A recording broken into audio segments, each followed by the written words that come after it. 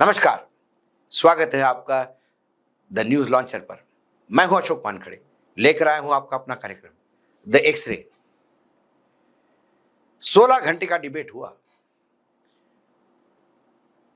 Operation सिंदूर पर। सवालों के जवाब अभी तक नहीं मिले।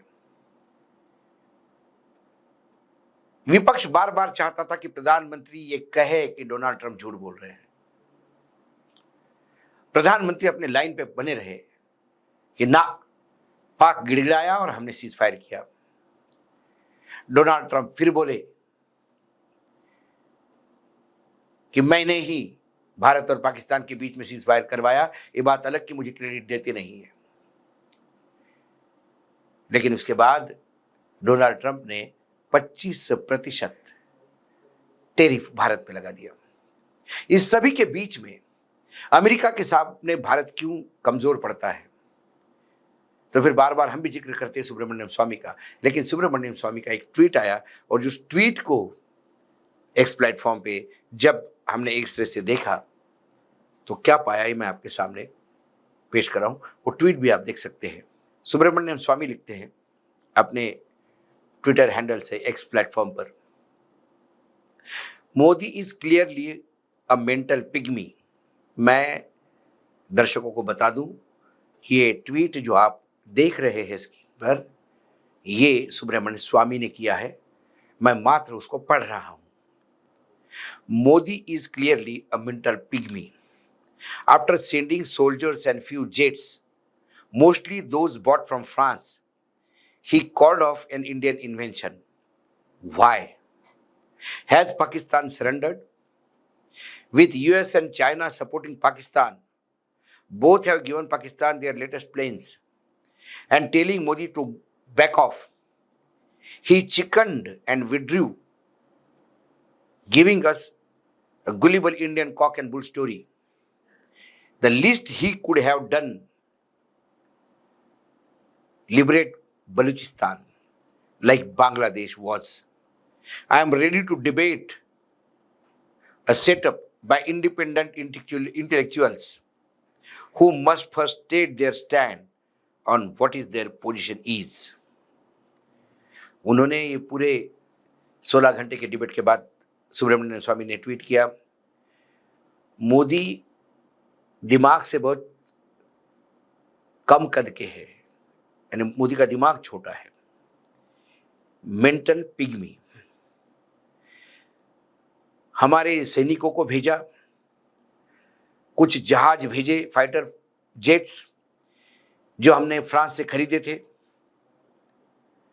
और उसके बाद जो हमारा आक्रमण था उनको वापस बुला लिया, सीज फायर कर दिया। क्यों?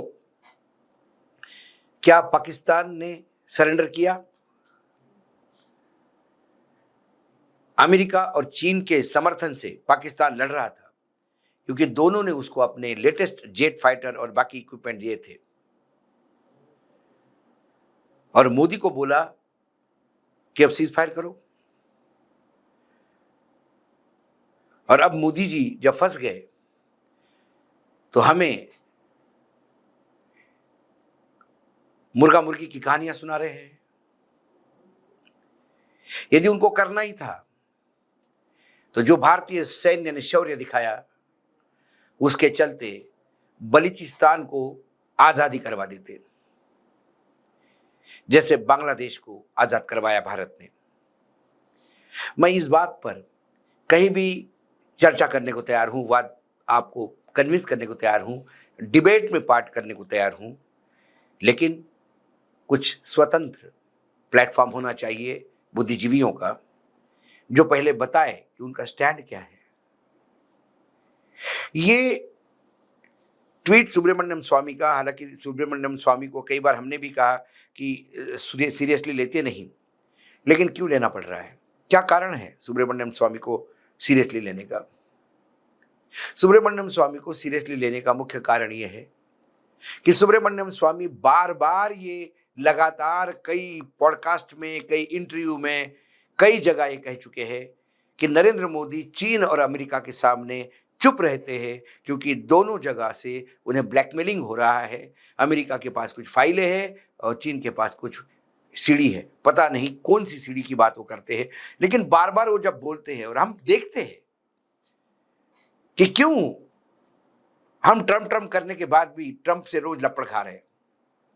25% टैरिफ के पहले हम कितना प्रेम दे रहे थे, क्योंकि सुब्रमण्यम स्वामी ने उस पर भी ट्वीट किया। जब एएनआई ने US president Donald Trump announces 25% tariff on India starting August 1st. Remember, while India is our friend, we have over the years done relatively little business. ये जो ट्रंप का हमने जो विशेष कार्यक्रम किया था उसमें जो ट्रंप का ट्वीट था वो उसने सोशल मीडिया पे पोस्ट था वो दिखाया। वो एएनआई ने जब पोस्ट किया तो एएनआई को रिप्लाई देते हुए, एएनआई को पोस्ट पे आगे रिप्लाई देते हुए सुब्रमण्यम स्वामी का ट्वीट आया, अमेजिंग, अगली बार किसकी सरकार। उन्होंने क्या बोले, बड़ा आश्चर्य लगता है मुझे, अगली बार किसकी सरकार होगी। ये टॉन्ट था उनका। ये टॉन्ट इसलिए कि अगली बार ट्रंप सरकार, ये नारा भी नरेंद्र मोदी जी ने ही अपने दोस्त के प्रेम के खातिर दिया था, वो भी आप सुन लीजिए। अब की बार ट्रंप सरकार। इतना ही नहीं, हमारे देश में अंध भक्तों की कमी नहीं। जब मोदी जी ट्रंप कर रहे थे तो हमारे यहां अंध भक्त थोड़े से ज्यादा ही आगे चले गए। एक वीडियो देखिए आप, वो तो यज्ञ कर रहे थे, पूजा कर रहे थे अमेरिका में ट्रंप जीते इसलिए, ताकि उन्हें लगा था कि अमेरिका में ट्रंप जीतते ही वो मोदी जी के हाथ मजबूत करेंगे, भारत को बहुत कुछ देंगे और भारत के साथ हिमालय जैसे खड़े होंगे और हम इतराएंगे कि हमारे अमेरिका की दोस्ती और भारत की दोस्ती के कसीदे पड़ेंगे। अब क्या कहें ऐसे लोगों को। इनकी तो ईश्वर ने सुन ली, ट्रंप को जिता दिया, लेकिन ट्रंप इनकी नहीं सुन रहा, ये बड़ा प्रॉब्लम है। देखिए ये भी वीडियो, बड़ा आनंद आएगा। Make world great again. Vote for Donald Trump. Make world Great again. Vote for Donald Trump. Make world great again. अब भाजपा के तमाम उन नेताओं को जो बार बार ये कह रहे थे मीडिया में कि राहुल ऑक्युपाइड कांग्रेस का हाथ किसके साथ है, क्योंकि राष्ट्र प्रेम से ओतप्रोत शशि थरूर और मनीष तिवारी को कांग्रेस बोलने नहीं देती। अब हम गुजराती ऑक्युपाइड बीजेपी से पूछेंगे, इन नेताओं से, कि गुजराती ऑक्युपाइड बीजेपी में सुब्रमण्यम स्वामी भी तो एक नेता है, आपके राज्यसभा में सांसद है। अब वो मोदी जी के बारे में क्या क्या कहते हैं, और आज तो उन्होंने पूरे ऑपरेशन सिंदूर की धज्जियां उड़ा दी, ये बोलते हुए कि इनका मेंटल, ये पिग्मी दिमाग के हैं, ये छोटे दिमाग के हैं। ये क्या गुजरात ऑक्युपाइड बीजेपी में सुब्रमण्यम स्वामी के सुनने वाले लोग हैं? हर राजनीतिक दल में अलग अलग आवाजें उठती है, इसी को लोकतंत्र कहते हैं। सुब्रमण्यम स्वामी भी लगातार बोल रहे हैं मोदी जी के खिलाफ और भाजपा में बने हैं। शशि थरूर भी कांग्रेस के ही खिलाफ बोल रहे हैं और कांग्रेस में बने हैं। लेकिन शशि थरूर के प्रति जो अनुराग ठाकुर का कल प्रेम उमड़ रहा था, उन्हीं अनुराग ठाकुर को हम भी ये पूछेंगे कि सुब्रमण्यम स्वामी पे उनका क्या कहना है।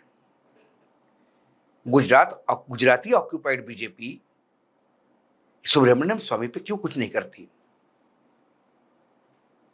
उन्होंने क्लियर कट कहा कि आपको बलूचिस्तान अलग कर देना चाहिए था जब आपकी फौजें इतना विजय हासिल कर रही थी।